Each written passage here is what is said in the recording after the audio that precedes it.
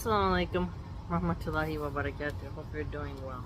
It's a wonderful rainy day, and I wanted to read more of this radical feminist book, deep dive into it, so we can really analyze their philosophy and create solutions and refutations of their agenda. Okay, now let us continue. She has really given our brains a roller coaster ride. So prepare, buckle up, buttercup. Bismillahirrahmanirrahim. If you hear some drip dropping in the back, it's because it's raining, and the fan in the kitchen, rainwater gets there and leaks. So I have a bucket thing there. They were supposed to fix it. They said they sealed it up when they went on the roof. Looks like they didn't do good enough, because it's still leaking down. So forgive me for that noise if you hear it in the distance. When sexuality is phrased as dangerous and social structures are in place to ensure that the danger is real, it is no surprise that so many women and girls remain alienated from their own sexual identity. Okay, sexuality. So she's talking about lesbianism and bisexualness. For men, by contrast, intimacy is cast as a social imperative, something to shore up your status, self-confidence, and intimate connection. I mean, when a man knows his way around a female's body, he's gonna get more confidence, right? Real men, we are told, must F and hard and often and overcome every obstacle in their way. Yeah, if you want an effeminate guy who's gonna brush your hair, braid it, who has no biceps, no triceps, and he just agrees with everything you want, and he's a spaghetti noodle half the time, go ahead and find that. But when you are in the honeymoon phase of your marriage, it's very important that you two come together and you let your energy ebb and flow, And constantly women will tell their husbands to pick up the pace. Let's put it as PG as we can when it comes to that. So, yes, they must have intimacy with their wives. Now, the red pill is something quite different, right? They're talking about do that with all women. Now, that's obviously not something that we want in our culture. And to overcome every obstacle in their way, we do need problem solvers. We do need people who are gonna go about and take on the challenges and who don't back down from challenges, because they're the ones who are gonna shoulder the heavy burdens, right? We need men to have that mindset. Straight intimacy in its current form is far more about power than it is about pleasure. See how she's really into sodomy. She's really obsessed with the poop hole and feces, and it's really gross and degenerate. And so she makes sure in her work here to always attack heterosexuality, what Allah subhanahu wa ta'ala has approved of, okay? And if it weren't for heterosexual people, we wouldn't exist here, right? Now, you can get all day about the bisexual nature, but it is women and men coming together and creating families, and that is what maintains Earth, okay? And it's not just about power. You can't, men obviously are with their wives, they want pleasure from their wives. They go to work and they want to come home to somebody who makes them feel like their day was worthwhile. And it's nice as a woman when you're holding your newborn baby and you look over at your nice muscle husband relaxing on the couch, and you can see a glimpse of his muscles, and his beard looks nice. He has some nice Old Spice deodorant on. You like that. You like having this muscle man around. Now, maybe some woman wants a pot-bellied, you know, guy or something. Okay, that's up to you. But what I'm pointing out is both men and women want something that their eyes like to look at, and the pleasure is visual, not just physical. And when you found like you have a prize, like when you feel like you have a prize, you get pleasure from that prize. You know, you like your partner. You know, so I disagree with her there. Straight intimacy is still understood as something that men want and that women control. I say it's both. Men control and women control, because two have to come together and consent to the action. It takes two to tango, as we always say, and both have to want it. Women definitely have a drive for that action, because hello, that's how you're gonna get your babies. You're gonna get your babies that way. You go through come on. If intimacy wasn't wanted, who would want to have a second, third, fourth, fifth, sixth, seventh, eighth, 10th child with all the pain that comes from pregnancy? There's about 10 minutes of intimacy, right? And you're going to have 9 months of carrying the little one, racking in weight, trying to eat right, having to go to the bathroom all the time, you name it. Then going through the intensive moments of labor, okay, where you can die, and then going through the recovery part and the first year of not sleeping really well. Think about that. So we both, women have to want intimacy, and yes, I understand not all intimacy leads to having kids and whatever, but if Allah subhanahu wa ta'ala didn't put that drive in us, I think that a lot less people would have children, and that would be a big problem. Because a woman she loses her beauty, she loses her fertility, she has stretch marks, she has, you know, her breasts are swollen with milk, like she suffers a lot, man, to have a baby. The man, he has to go out and provide and not just be a slob, you know? He has to have the stress of, I have a family to provide for, I can't screw up. You know, so they both make sacrifices to get the pleasure and intimacy that they want with the other person. So I would disagree with her assertion. And she's saying sex, but I change it to intimacy, okay? Otherwise it's just too vulgar. Intimacy is something that men need and have a right to. Yes, men and women need it. That's not controversial. And have a right to.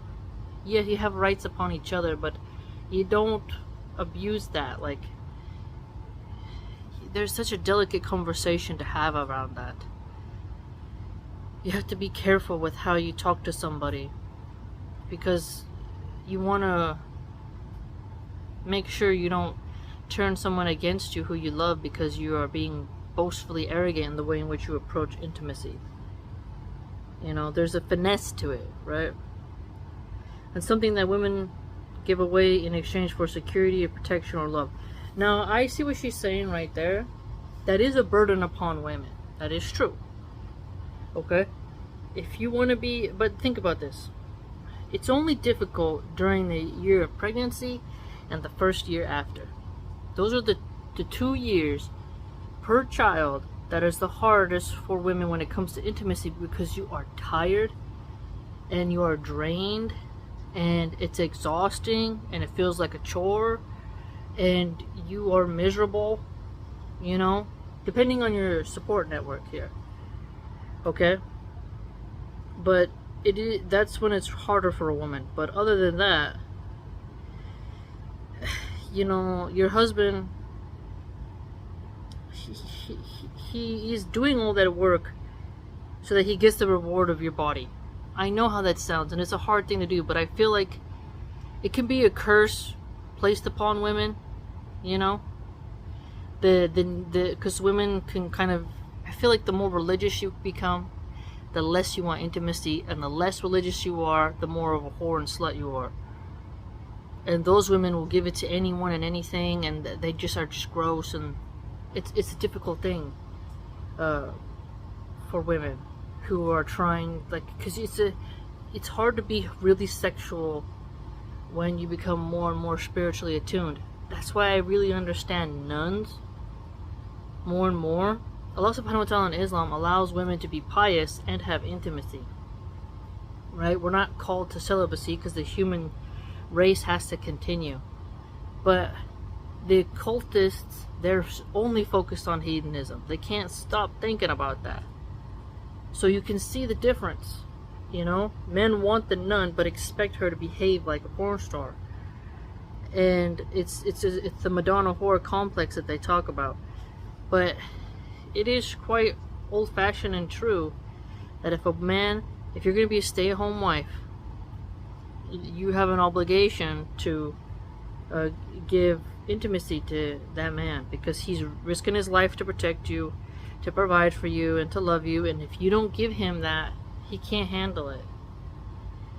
Now, if you just got to get through those 2 years. You know, that's the most practical advice you can give somebody. Is, I got lint right here. Is that the first 2 years of her child is going to be hard for you because your hormones, which control your mood, is going to be difficult. So you're going to have to manage that, and him too. He's going to have patience. You gave him an heir for his bloodline. Your physical and mental state is harder than it is for him. You know, continuing the human species for women is very challenging in pregnancy and in that first year, because the child is so delicate. You got to work hard to constantly make sure they're safe, you know, that they're bundled up or they're not too hot, or it's so hard. If they're sick and they're in the night and it's very hard.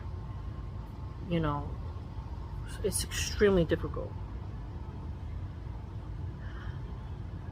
But it is true though, if you don't give him intimacy, that's gonna be, it's not a fair exchange, you know.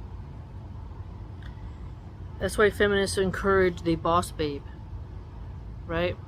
But maybe in paradise, you know, that emotion, that feeling is taken away. Who knows? I don't know. But it is something deeply disturbing when you see how intimacy, when you're young and you're in high school, you have no responsibilities, or you're young and in college, you got no children yet, you feel really up for intimacy. It's like the natural process. But as you age, you want it less. But your husband is different because he's got testosterone. He's his own creation, right? Men and women are different. So I get it. I really do. So if you don't want intimacy with your husband, become a nun. You know? I don't know. I'm a Muslim, so we don't have nuns. But you can become a celibate spiritual person. But the nuns, they have a place at nunnery. I don't know if they do it anymore. But you can be celibate and be provided for and leave all your family and become a nun and dedicate your life to God. That's what you can do, right? Now, if you want a communist state to replace the husband to provide the security and protection, and you want to be a single mom, okay, but you're still going to have to find a way to provide for yourself. You know, so it's either you're going to go to work for your boss, and then be at risk of the company laying you off and whatnot, because they want your labor in exchange for your employment. You can have intimacy when your husband wants it, and then not have to go to work and be home with your wonderful children, you know, and you can just think about something else during the intimacy. It's not always gonna be butterflies and roses. I know how that sounds for women. Like, what? I watch all these movies and I read all this stuff and I want it to be like a movie every single time. But it just doesn't stay like that. Maybe for the man, but the woman, you just It's just a part of how Allah made it. You know? That's just how it is. That's just, you can't get around it. So you're either gonna be with your man and have boring intimacy, or you're gonna be alone and have your plastic toy. That's just your options. Do you want a living, breathing human, or do you want a plastic toy? And then use it in your arm is sore. You know what I mean? Like, that's the cards on the table. Or you be celibate and you just become asexual, and you just, you just focus on other things, But I know how that sounds, and I've heard women talk about it, that it's unfair that if a woman feels enabled and obligated to give intimacy when she mentally feels disgusted by it. And that's excuse me, that's a phase that'll pass. That's the testing moment for the couples. But that phase, to me, is only excusable, or at least understandable, when you are pregnant and you just had a baby the first year, and on the time you have for privacy. Because if you have kids, you gotta find moments. So you're not always gonna have the ability to be romantic, It's difficult. But yeah, if you want a man to protect you, you gotta give intimacy. Otherwise, that's your dad's job. Your dad takes care of you because he's your father figure, right? But when you get to a certain age, now it's your husband's job to take care of you. And your husband has a right. He married you because he wants to have intimacy with you, right? He likes you. He's attracted to you. When you're attracted to somebody, it's very difficult to not want to touch them.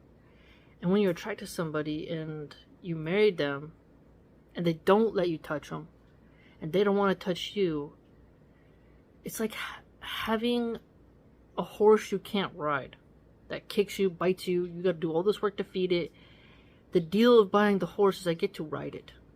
If I bought a dog, I want to be able to walk that dog, the dog to obey me, and all it does is bite me, crap on the carpet, chew on the mattress, doesn't come when I call it.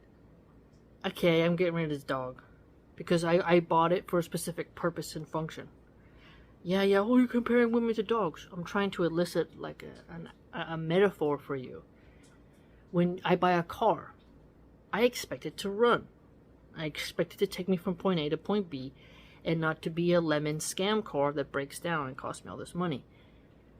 I buy a toilet, I need it to flush, okay?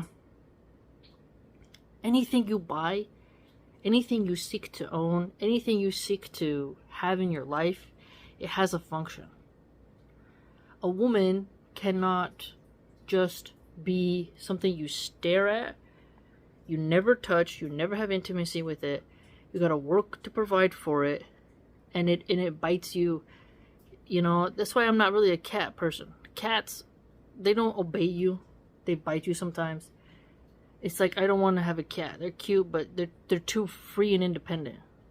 The Egyptians had a funny thing with their symbolism with cats. Even with a pet snake. The snake, you're like, hey, of course you're going to bite me. You're a reptile.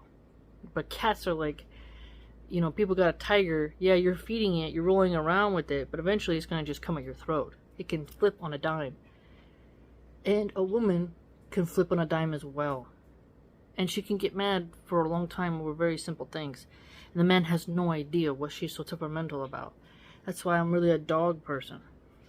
You can break the will of a dog to fully obey you, and you are the leader. I spent all my childhood with dogs, and it's just a different type of existence. But no matter what, if you buy a dairy cow, it needs to give you milk, or you're turning it into the butcher. It's too much money to feed and take care of a cow. And if, let's say, you don't want to eat the cow, you don't want to have a dairy farm, the cow can go to a sanctuary, but you can bring kids to a petting zoo and still make money off the cow. Either way, money has to be made from the cow in order to sustain its existence. Really understand that. Everyone has to have a function. I go to school, teacher, I'm paying the teacher. I need to get knowledge from you, or you ain't worth the price. I'm leaving this stupid class. That's why on the syllabus, there's expected outcomes that you hope to achieve. You pay for that class, the result will be X, Y, and Z. You buy a TV, I expect it to work. Everything. In a marriage, when you marry somebody, you have certain expectations, and intimacy is number one. It's number one. The whole point of being with someone is because you want to have them. You know, that's why you have to manage it. Manage it. Try your best. I know it's hard for women when you don't want, even if you have a very handsome guy, you don't want to. It's like, it feels like a burden. Like, you ever pull the dog on a leash and its paws are like, eh? That's how it can feel to some women when they have to have intimacy with their husbands. But that can change, and pray to Allah to make that change in your mind, and understand that dysfunction only makes sense during pregnancy and the first year. If your kid is 6 years old and you don't have any other kids, or all your kids are above the age, like they're in kindergarten age and they're in public school or private school, whatever, like you have time at home by yourself and you still don't want to have intimacy with your husband, that's a very serious thing. See, context really matters. It's not wrong for men to expect intimacy from a woman. That's the bare minimum. Would a woman want to be married to a man who doesn't put out? Really ask yourself. She's beautiful, right? Let's say she's pretty, you know, and he's not. He's just saying no. Like, she paws at him, like, and he's just like, no. You're gonna start to think you're with a gay man, and you're gonna be like, what am I doing here, man? The clock is ticking on my fertility. This guy's not satisfying my needs. You're not gonna put up with that. No. And if you are disgusted by intimacy, then you need to let him be free. You know, you need to figure the solution out, right? Don't get married if you're gonna abuse that person, if you're gonna neglect them. This understanding of intimacy as a meat market excuse a great deal of violence.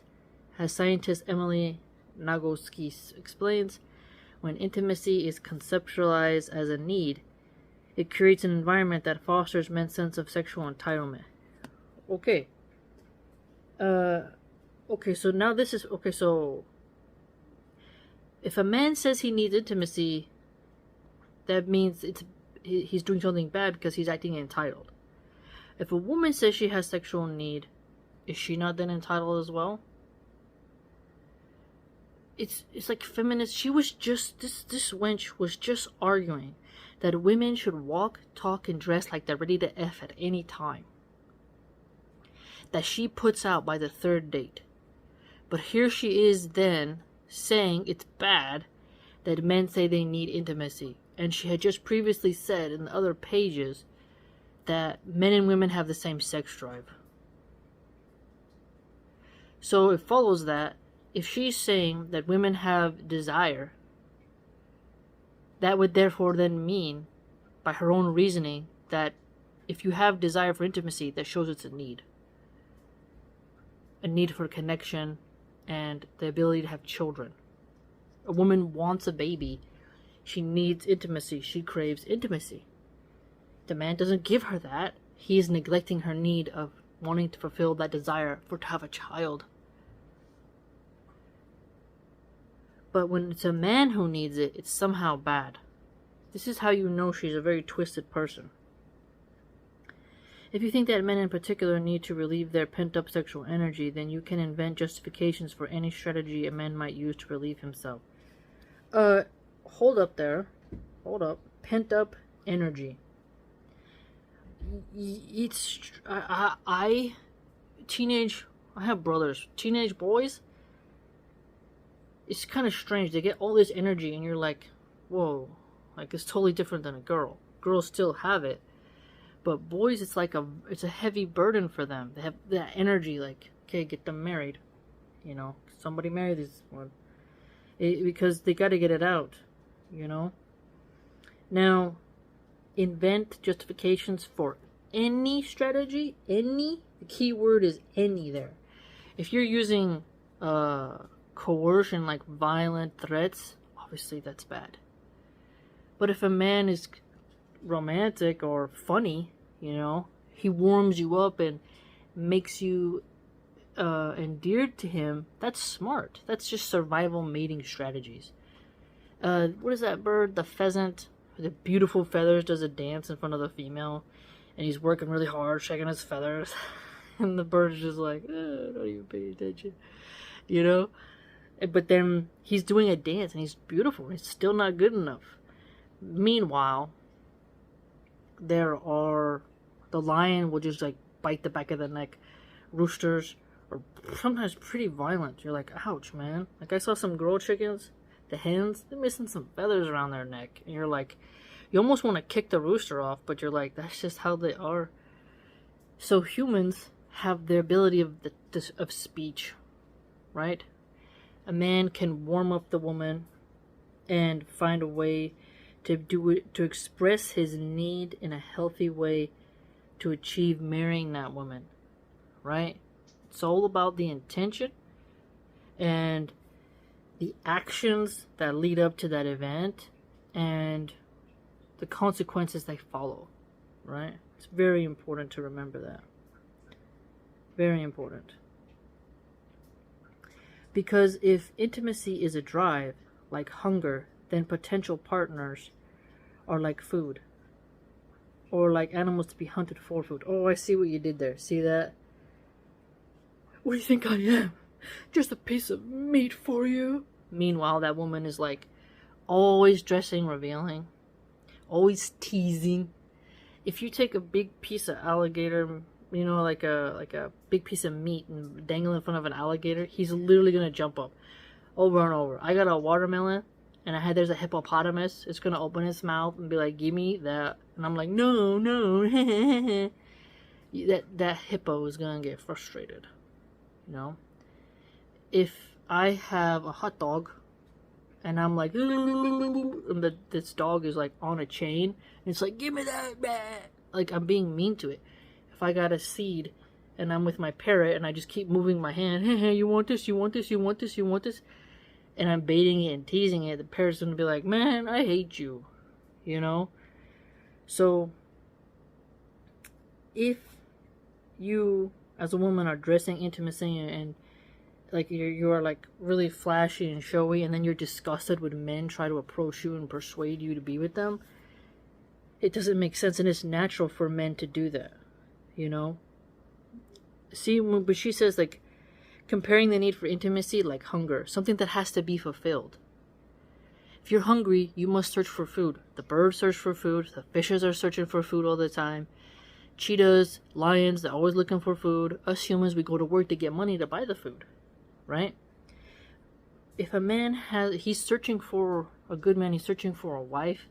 Once he has the wife at home, it's good. And women too. You feel you have your stag in your stable. There is a need there. You're trying to find your mate to partner up so that you got that in your storage. You're at ease because you know you got someone waiting for you at home. You know your man's coming home and you can get intimacy anytime. When you're single and you want a family, you're hunting. Now, she frames, this is interesting. She says like, oh, they're like animals. The men are beastly, hunting the innocent gazelle women. Now, there's a big discussion about who chases who. Do women chase men or do men chase women? I chased my husband. I often talk about it like hunting, which is interesting. I was the one who was like, you know, I got my stag. I went for it.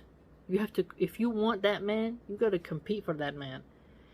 And I know there's a lot of women who disagree that you have to be the statue and just kind of like, hello, somebody approach me. But so many men are just like, there's too much distractions. You want someone to be there, and you don't want to be crazy.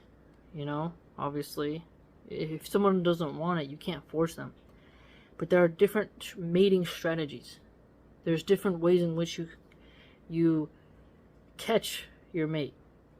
Different ways you get what you want. You gotta strategize depending on the mate. And yeah, I hunted him. I was the huntress. With your spear. Or like maybe like a net, right? He's like this giant stag in the woods, and I got like a net. I'm gonna get it. Yeah. You catch it. It's just the way it goes. But am I bad for looking at him as a piece of meat? Who doesn't like a nice ribeye? Who doesn't like a nice T-bone steak? Something beautiful about a raw rack of ribs on the table. Sometimes, but it's funny when the feminists try to frame this playful language, right? And you could totally flip it, the genders, and then they're like, oh, well, it's okay if a woman does that. Okay, then it's not. You're not being wise here. This predatory. So I guess I was the predator. I'm serious. It's making me laugh how I was. This is like, imagine if my husband was like, my woman was a predator. There I was working out on the gym, and she dared to talk to me. I feel so objectified.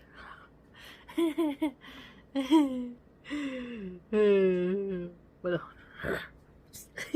inquisitive vision of sexuality is the paradigm that social conservatives are anxious to protect, one in which consent itself is a commodity.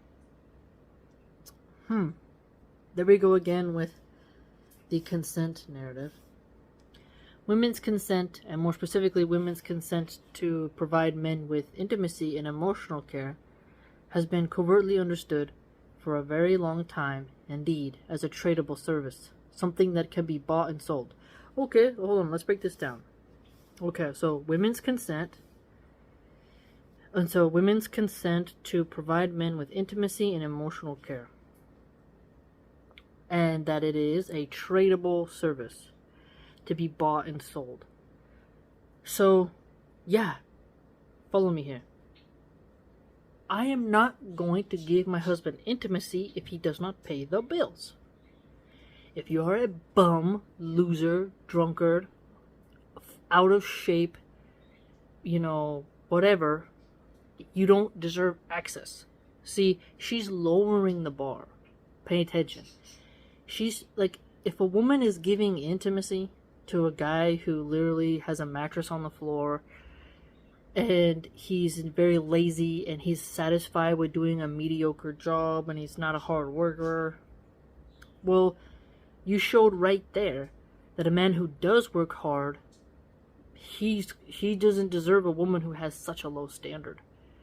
Because she allowed a loser to gain access to her, and she has no self-respect.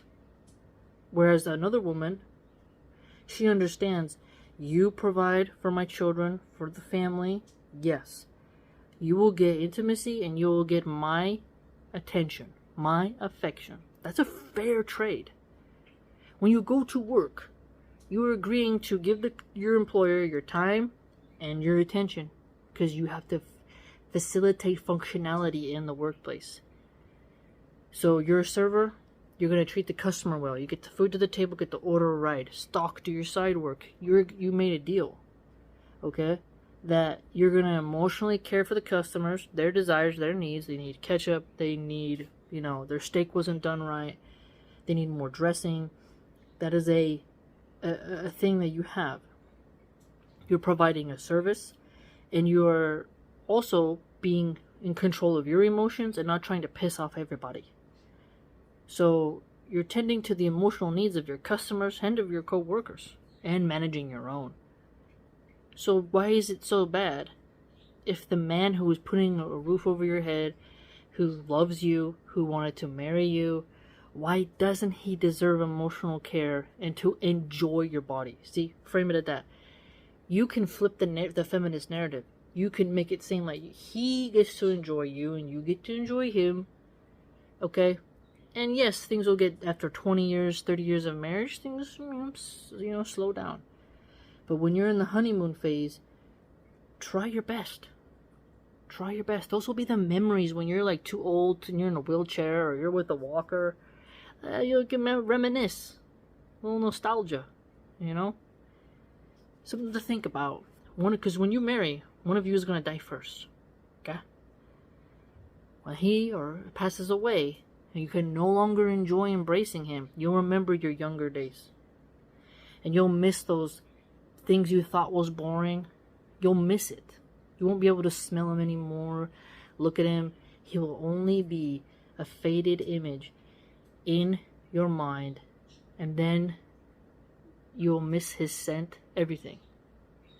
When you see him buried, you go to the viewing, it'll be a hard thing, I'm telling you. So be careful of these feminist narratives who are talking about bought and sold and hunted like meat. This is the sophistry.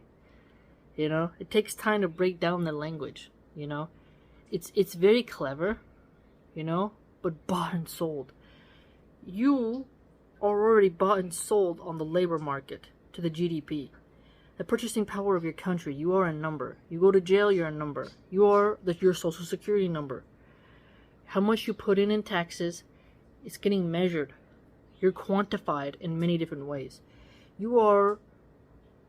She's putting the bought and sold as if you're a sex slave. She's making this interesting type of fallacious comparison, right? But trading, buying, and selling is commodification, right? But it also just shows this similar language of the sexual marketplace value the red pillars talk about. It's funny how many similarities there is between the red pill and feminism when you really examine it. It's alarming.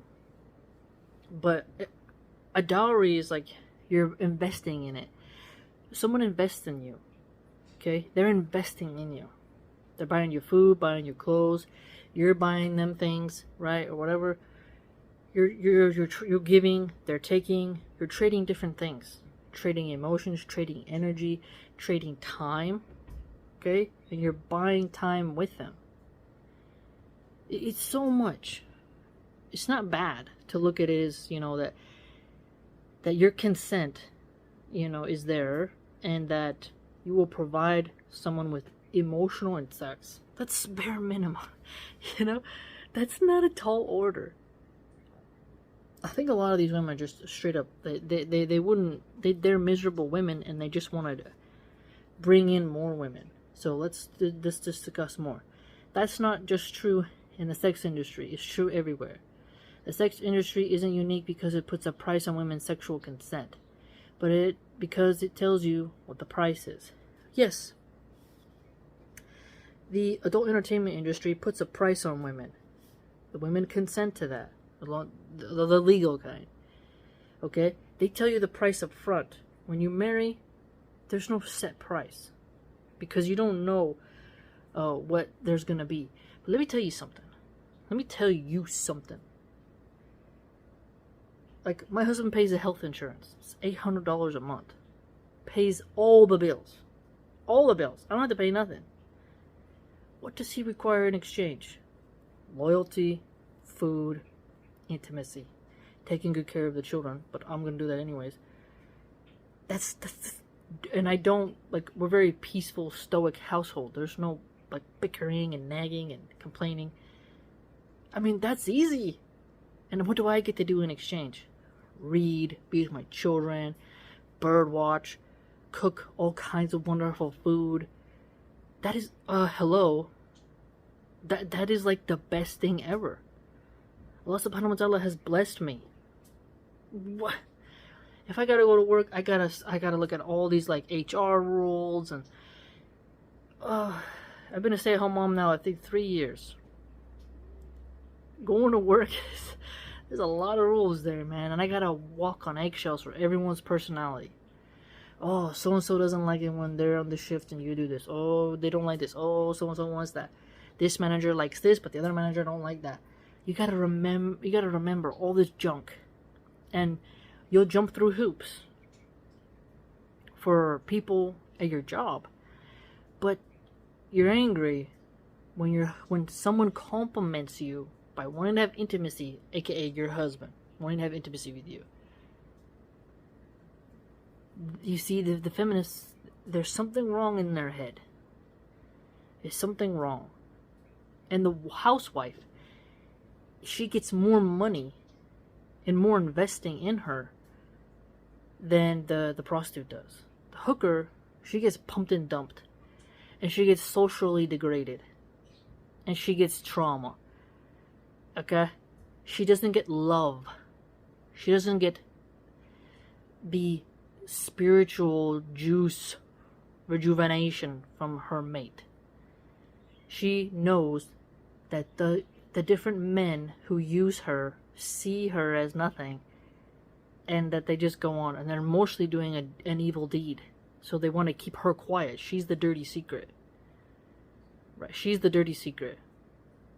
You see, she's a temporary vessel that is used like a tissue. Think about it. The wife gets the honor, the love. She gets to soak in looking at her husband. She gets the care when she's sick. No one's going. The customers of the prostitute ain't going to her when she's sick and be like, "Can I bring you chicken noodle soup?" When we wives are on our period, honey, can I have Chinese food tonight? I really don't want to cook. Yeah, sure, order it. The prostitute, she has to like count her dollar bills. You know, like, oh, how much do I have in my account? It's quite different. The exchange is totally different. The housewife gets way more in terms of what she commands. Years of a man's energy, exclusivity, passion, and she gets to be more close to his soul. The hooker is like $5 on OnlyFans, $20 in the street corner chick, and she's got to stand out and like flaunt her stuff. I just got to be under the blankets and my husband can come. I get to be in a nice, soft, cozy bed, you know, provided for, cared for, while the hooker is outside, standing in the cold, standing in the heat, and has to bear it all. No. Nice try, feminists. You always gotta flip their narrative. It starts very young. It starts to happen somewhere between losing your first tooth and finding out what aspects of your face and figure don't match the models in the magazines. So models in the magazines, that's the Instagram. You know? The AI is a lot of, like, you can't compare yourself to the different beauties. You just can't. I know it's hard for women, but the more you start to realize as a woman that it's normal to have different tastes and there's different elements of beauty, you don't feel bad about yourself.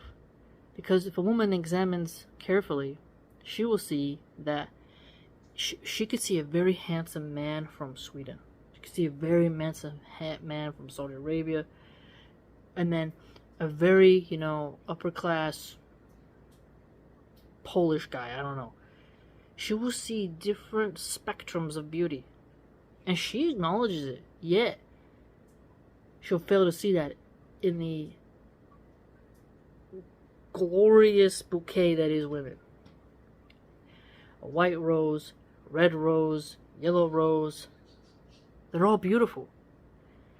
But imagine if all the roses hated each other and thought they weren't beautiful because their petals weren't the same shade as the other. No. The different colors make everything beautiful. If we all looked the same, it wouldn't be that way. Even women, when they design video game characters, they switch up the guy's outfit, they change his hairstyle, right? So it's normal for men to like different styles of women. So you shouldn't feel bad about not looking like the women in the magazines, because in the end, that woman's husband, if and when she marries, he'll have her, but he'll still admire the other beauty in the world. Yes, you should lower your gaze. But the fact of the matter is, even when it comes to what kind of horses you want to own. Oh, I want a white one. I want a Clydesdale. I want a spotted one. I want a Shire horse. I want a donkey. You know, it's like, you just want variety. Variety makes Earth beautiful. It does. From the different... Look at the trees. I love doing this. How many different colors of leaves are on a tree during fall? They all fall down on the ground and make this beautiful color. It's just fascinating. If the tree... If all the trees were the same shade, and they all look the same, there wouldn't be that diversity, that beauty, that variation that attracts the eye.